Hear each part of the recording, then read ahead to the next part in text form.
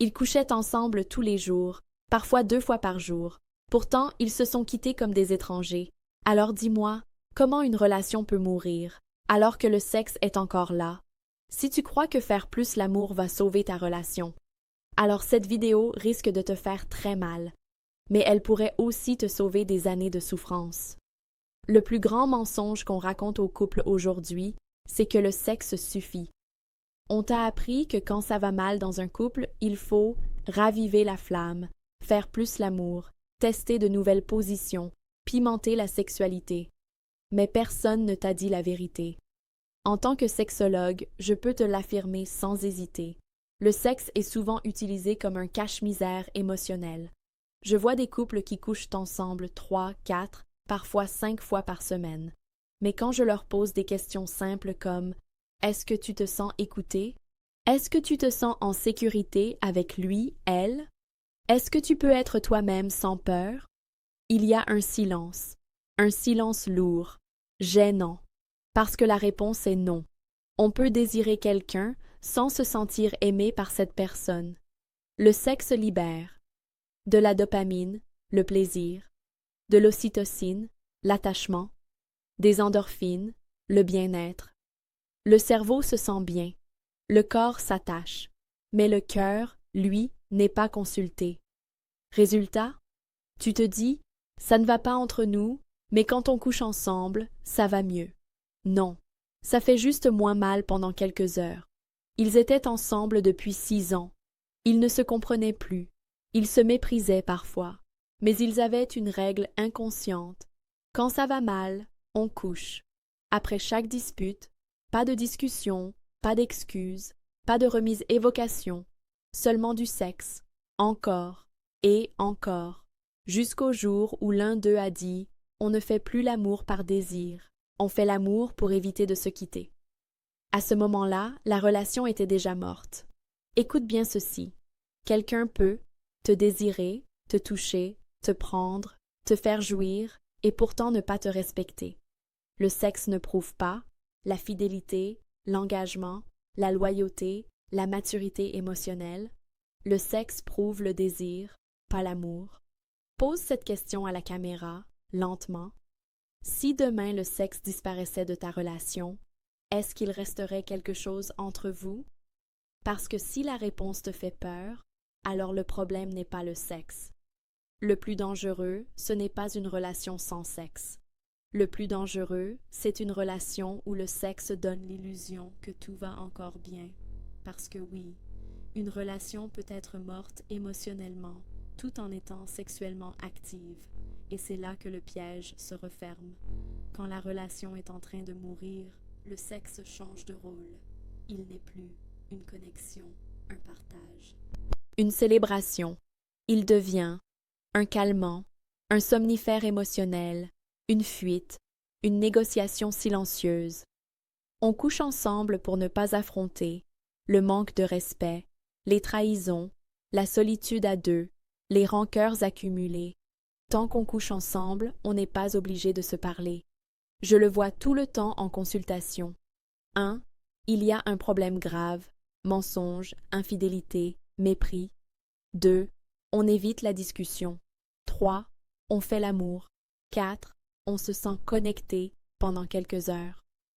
5. Le problème revient, plus fort, et le cycle recommence. Le sexe devient une pause dans la souffrance, pas une solution. Une femme découvre que son partenaire la trompe depuis des mois.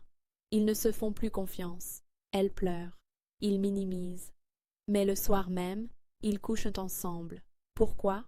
Pas par amour, pas par pardon, par peur. Peur qu'ils partent, peur de ne plus être désirée, peur du vide. Après l'acte, elle se sent encore plus mal. Pourquoi? Parce que son corps a dit oui, mais son cœur n'était pas prêt. Ce que le sexe n'a pas réparé, la trahison, la honte, la blessure narcissique.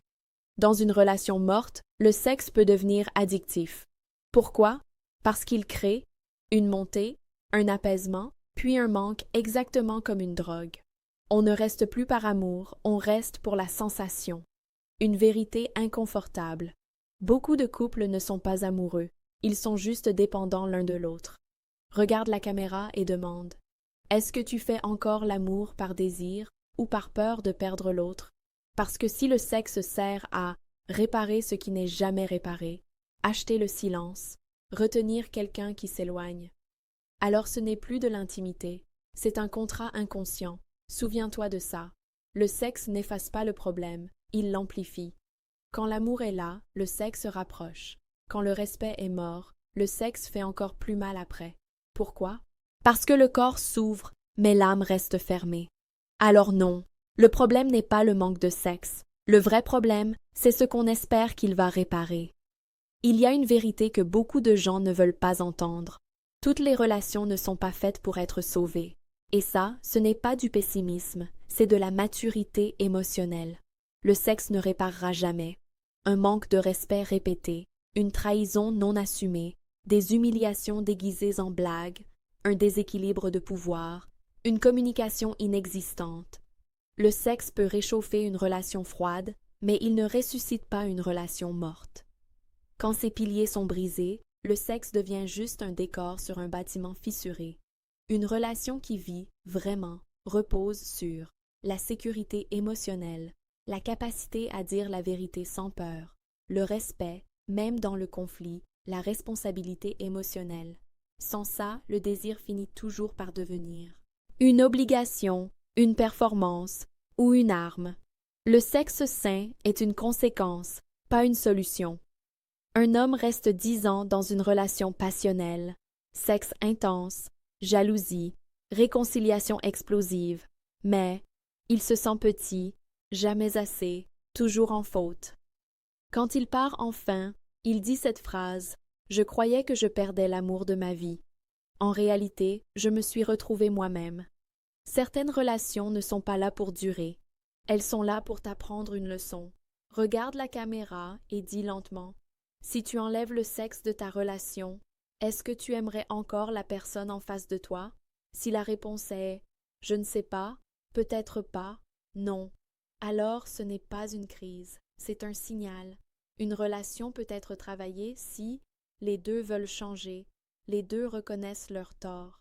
Il y a encore du respect, la communication est possible, mais si l'un se sacrifie pendant que l'autre profite. Le sexe sert à acheter la paix. Tu te perds pour garder l'autre. Alors partir n'est pas un échec. C'est un acte de lucidité. L'amour ne devrait jamais te coûter ta dignité. Le désir ne devrait jamais te faire taire. Et le sexe ne devrait jamais être la seule chose qui vous relie.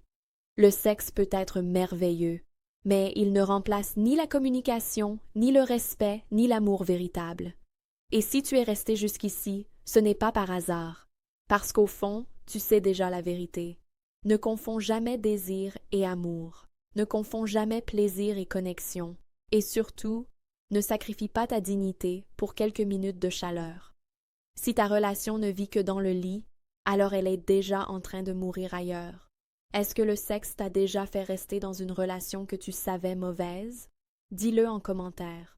Abonne-toi si tu veux des vérités que personne n'ose dire.